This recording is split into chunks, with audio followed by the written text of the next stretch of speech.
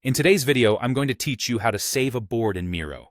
Miro is a versatile online collaboration tool, and saving your work for future reference or sharing it with others is an essential part of utilizing its functionality. So let's dive into the steps you'll need to follow to save your board efficiently. First, start by locating the three-dot menu at the top left corner of your Miro board. This icon is your gateway to a variety of options that Miro offers, and it's essential for exporting your board. Once you click on it, a drop-down menu will appear. From there, navigate to the Board section and select Export. This opens up the different formats and options you can choose from to save your work. You'll see a few different options, each serving a unique purpose, and it's important to choose the one that best fits your needs. The first option is Save as PDF. This is a great choice if you want your frames to be turned into separate pages within a document. Within the PDF options, if you're on a paid plan, it's highly recommended to select Best Vector for a high-resolution export that includes clickable links. Unfortunately, if you're using Miro's free plan, you'll be limited to a lower resolution export, so keep this in mind when deciding how you want to save your work.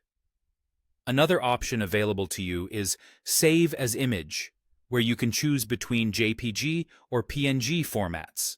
This method is particularly useful when you need static images rather than editable documents.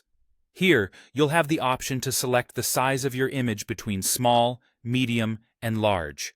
Remember, if you're using a paid plan, you'll have access to higher resolution exports, which can be crucial for maintaining the clarity and detail of your board's content. Lastly, there's the option to export to CSV. This function is especially useful if you need to extract text from stickies, shapes, or cards.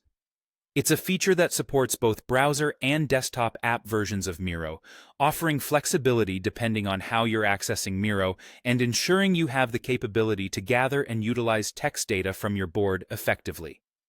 Each of these options serves different needs, whether you require a document layout, an image file, or structured data.